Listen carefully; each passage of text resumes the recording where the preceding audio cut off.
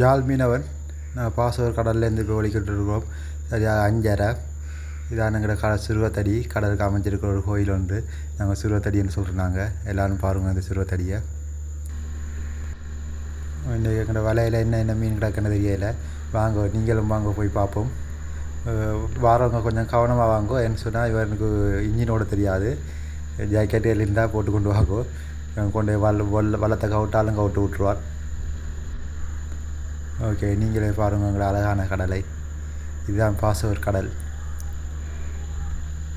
தம்பி வடியாக ஓடுவீங்களா இன்ஜின்? அந்த அவருக்கு ஓட தெரியாதா? நீங்களே பாருங்க. இதுக்கெலாம் நாங்கள் கொஞ்சம் சிலுவாத்தான் ஓடணும். சொன்னால் அங்காலையும் இங்காலையும் கொஞ்சம் தண்ணி குறைவு. அப்போ கொஞ்சம் சிலுவாத்தான் ஓடணும். அதுக்கப்புறம் கொஞ்சம் போகமாக ஓடலாம். ஓகே செந்தில், நீங்கள் ஏதாச்சும் ஒரு வார்த்தை?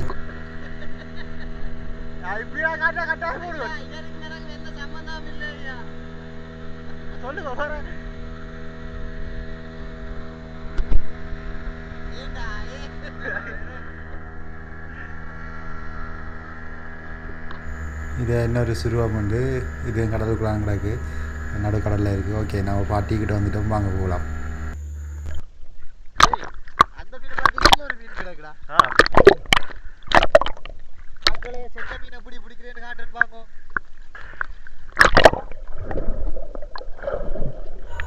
வலையில் பட்டு கிடக்கிறா இந்த மீனை நாங்கள் விற்கிறதில்ல. நாங்கள் இதுக்கு இந்த மீனை கருவாடுக்கு தான் போடுறாங்க. எங்களோட பாசூர் சந்தையில் உயிர் மீன் மட்டும்தான் விற்போம். அதாவது நல்ல ஃப்ரெஷ்ஷான மீன் மட்டும்தான் விற்போம். இப்படி பட்டு கிடந்து செத்து மீனுன்னா நாங்கள் விற்க மாட்டோம். நீங்கள் பாருங்கள் நாங்கள் எந்த மீன் கொண்டு போய் சந்தைக்குள்ளே போடுவோம்.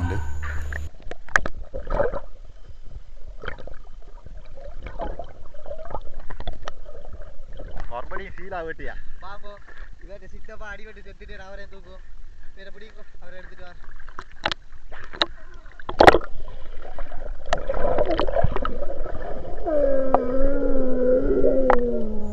ஓகே, அந்த மீனும் செத்து தான் கிடக்கு. ஸோ இப்போ இந்த மீனை நாங்கள் விற்க போகிறோம் இல்லை. இது இந்த மீன் 2 மீனுமே கருவாடுக்கு தான். பார்ப்போம் வேறு என்னென்ன மீன் நிற்கன்னு சொல்லி. பிடிக்கிற செத்த மீன் அதுக்குள்ளே இவருக்கு ஒரு சீன் உண்டு. 2மே செத்த மீன் தான்டா. சரி காட்டுங்க. பில்டப்பு, எல்லாம் பில்டப்பு.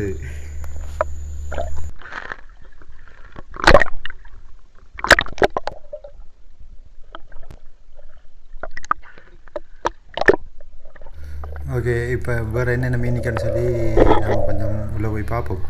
எங்களுக்கும் தெரியாதான் என்னென்ன மீனிக்கான்னு சொல்லி. தம்பி அது மீன் நிற்கிதா? ஓகே, அவர் மீன் நின்று நமக்கு சிக்கன் தந்துருப்பார். மீன் ஒன்று மீனில் போல கிடக்கு. பார்ப்போம் வேறு மீன் ஏதாச்சும் தென்படுதாண்டு. எந்த கண்ணுக்கு ஒன்றும் தென்படவில்லை. உங்களோட கண்ணுக்கு ஏதாச்சும் தெரியுதா? தெரிஞ்சா சொல்லுங்க. இதுக்குள்ளே ஒரு மீனும் இல்லை. வாங்க நாங்கள் பாட்டிக்குள்ளே போய் பார்ப்போம் என்னென்ன மீன் நிற்கன்னு சொல்லி. இது வழியாக சில மீன்கள் நிற்கும், எங்களுக்கு தெரியலை.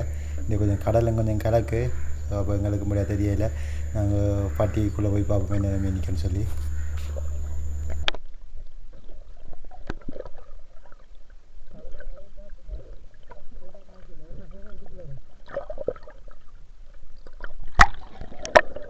எல்லாரும் கவனம். ஐபோனோட இருக்கிறார்கள் மட்டும் இதுக்குள்ள இறங்குங்கோ. மற்ற போன் எல்லாம் தள்ளிக்கலாம், நனைஞ்சிடும். அங்கால் சைட்டால் வாங்கோ, மூழ்கிடாதேங்கோ. இந்த நட்புகளை பிடிச்சி கொண்டு இல்லைங்கோ. அதால் வாங்கோ.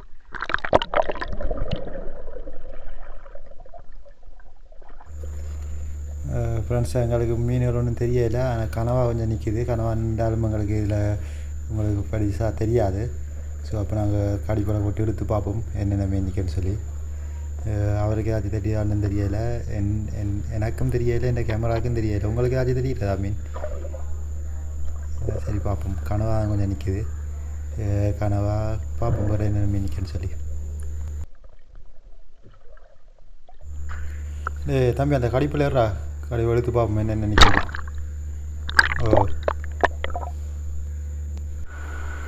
ஓகே, கடிப்படை எடுத்துகிட்டு கடிப்படையை எடுத்து பார்த்தோம்னு சொன்னால் என்ன மீன் நிற்கணும்னு சொல்லி தெரியும். கடிப்படையால் மீனை மறைச்சிட்டு உங்களுக்கு கேமரா கொண்டு ஒரு இடத்துல வைக்கிறேன். என்னென்ன மீன் நிற்கணும்னு சொல்லி பார்ப்போம்.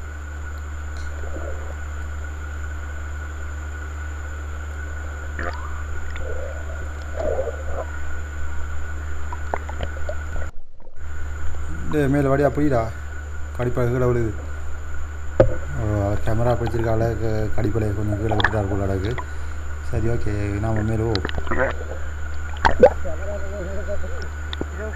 ஓகே நாங்கள் இப்போ கடிப்படை மறைச்சிட்டோம். இனி நாங்கள் கேமரா ஒரு இடத்துல செட் பண்ணி விட்றோம். இதில் என்னென்ன மீன் நிற்கன்னு சொல்லி பார்ப்போம். நாங்கள் அங்கால பக்கம் கடிப்படை எடுக்கும்போது மீன் இந்த கேமரா தேடி ஓடி வரும். ஸோ உங்களுக்கு என்னென்ன மீனுன்னு சொல்லி நான் சொல்கிறேன்.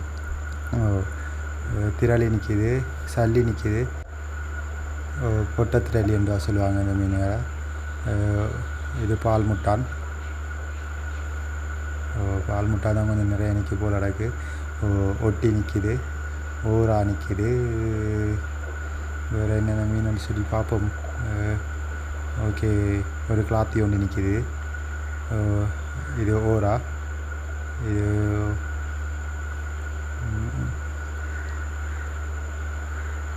ஓகே ஒரு ஊடகம் ஒன்று நிற்கிது. இது கனவா பாருங்கள் மக்களே, கனவா எப்படி நிற்கன்னு சொல்லி. இது பேத்த மீன். இந்த மீனை பற்றி உங்களுக்கு பிறகு நான் விளங்கப்படுத்துகிறேன். இந்த பேத்த மீன் கடலுக்கு நிற்கும்போது நல்லா அழகாக இருக்கும். நீங்கள் இதை பாருங்க. பாறைக்குட்டி நிற்கிது.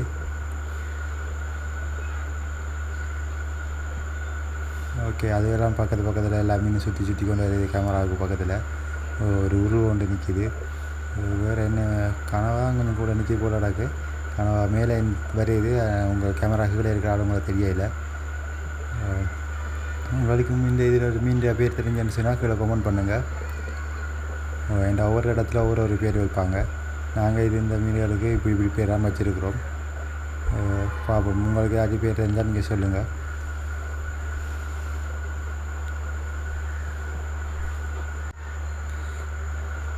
வேறு ஆபத்தான மீன்கள் பேர் சவுண்டும் இல்லை, பயப்பட தேவையில்லை. கனவா, பேத்த,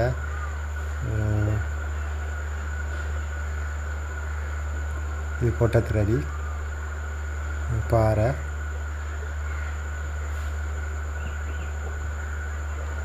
ஓகே பாப்போம் வேறு என்ன மீன் வருதுன்னு சொல்லி. இப்போ அங்காள் பக்கத்தால் இருந்து வருவோம். இந்த கணக்க மீன் இல்லை, இவ்வளோ தான் மீன் எங்களை பட்டிக்குள்ளே. அதோட 2 சீலா சேர்த்துட்டு சீலா உயிரோடு இருந்தேன்னா நல்ல விலை போயிருக்கும். பார்ப்போம் வேறு என்ன மீன் உண்டு. அடிப்பில் எடுத்து போடும்போது தான் தெரியும். எனக்கு கலக்கத்தானே மீன்கள் ஒன்றும் தெரியாது.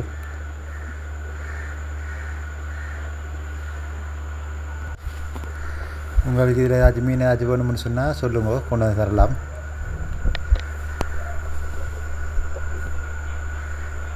ஓகே இதுதான் இந்த பேத்த மீன்.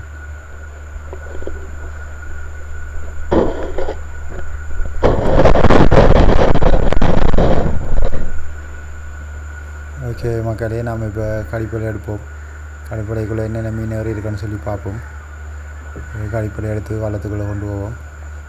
கடிப்படையில் நெருக்கிட்டு கடிப்படை எடுப்போம். மீளாடி மீன் வெளியே போயிடும். வேற நம்மளோட செந்துரன், பாசோர் செந்துரன்னு சொன்னால் எல்லாருக்கும் தெரியும்.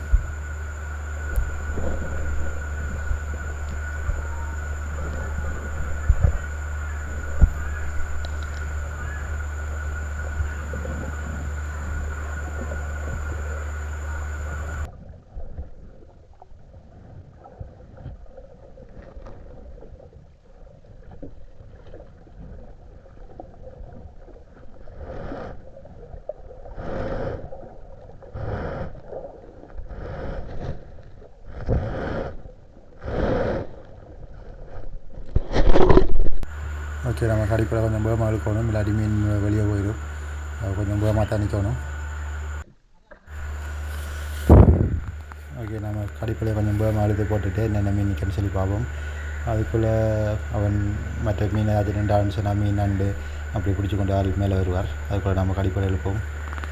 ஓகே இவ்வளோ தான் மீன். ஓகே வந்துட்டு கடிப்படை பார்ப்போம் என்னென்ன மீன் நிற்கன்னு சொல்லி. ஓகே இவ்வளோ தான் இன்றைக்கு எங்களுக்கு கிடைச்ச உழைப்பு.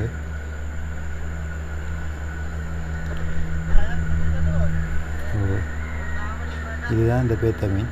இது எனக்கு ஆபத்து வரும்போது இந்த வண்டியை பெருசாக்கி விட்டுரும். வண்டியில் முள்ளாலம் இருக்கும் பாருங்கள் நீங்களே. கடலுக்கு இருக்கிற வித்தியாசமான ஒரு உயிரினம்னு சொன்னால் இது ஒன்று தான்.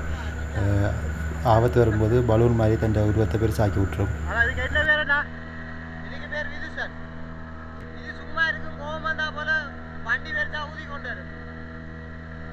இன்னொரு போட்டோ இருக்கு, அதை நான் நேராக போட்டு விடுறோம்.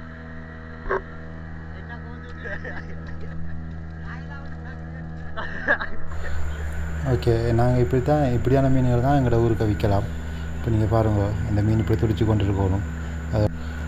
செத்து கிடந்தால் நாங்கள் விற்க மாட்டோம். இப்படி உயிரோடு இருந்தால் தான் நாங்கள் ஒரு 1 மணி நேரத்துக்குள்ளே கொண்டு போய் விற்ப முடியாது. செத்து கிடந்தால் விற்க மாட்டோம். ஓகே, இது அந்த பேத்தை. இந்த பேத்தை வழியாக பாருங்கள். இது பேத்தை மீன்ன்றது புள்ளி புள்ளியாக இருக்கும். தனக்கு ஆபத்து வரும்போது இந்த வயிற்றை பெருசாக்கி விட்டுரும். ஒரு பந்து மாதிரி பெருசாக காற்ற உள்ள வச்சுருக்கோம். அதனால் இந்த உயிரினத்தாலையும் அதுக்கு ஆபத்து வராது. ஓகே, இப்படியான மீன்களை தான் நாங்கள் எங்கள் சந்தைக்குள்ளே கொண்டு போகலாம். இப்படி மீன் உயிரோடு இருக்கணும். இந்த அப்போ தான் கொஞ்சம் டேஸ்ட்டாக இருக்குது மீன். இல்லை செத்துன்னு சொன்னால் கொஞ்சம் டேஸ்ட் குறைவாக தானே இருக்கும். அதனால் நாங்கள் கடலுக்கே செத்து கொஞ்சம் பழுதாக போனால் நாங்கள் அந்த மீனை கருவாடை தான் எடுப்போம். இப்படியா நல்ல மீன்கள் தான் நாங்கள் எங்கள் சந்தைக்கு வச்சு விற்கிறோம். நாங்கள் இன்றைக்கி உங்களை சந்தேகம் காட்டுறோம். உங்களை சந்தேக மீன் என்ன விட போகுது அப்படின்னு சொல்லி. இப்போ நாங்கள் போய் கொண்டிருக்கோம் எங்கள் ஊருக்கு. இன்னும் ஒரு 1/2 மணி நேரத்துக்குள்ளே எங்கள் ஊருக்கு போயிடுவோம். ஓகே, வேறு என்னென்ன மீன் இன்றைக்கு கிடந்தேன்னு சொல்லி பார்த்தோம்னு சொன்னால் பெருசாக மீன் உடைப்புகள் இல்லை இன்றைக்கி. பரவாயில்ல. மக்களே, இதான் இன்றைக்கி நாங்கள் பிடிச்ச பேருங்க நினச்சிடா.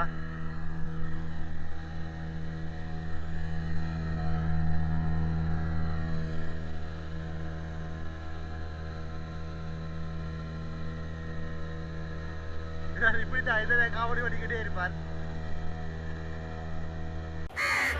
நாங்கள் இப்போ பாஸ்டருக்கு வந்துட்டோம். ஓகே, நீங்கள் சந்தைக்குள்ளே போய் பார்ப்போம் என்ன நிலவரம்னு சொல்லி. எங்கள் மீன் என்ன விலை போகுது, சந்தைக்குள்ளே வேறு என்னென்ன மீன் கிடக்குன்னு சொல்லி பார்ப்போம்.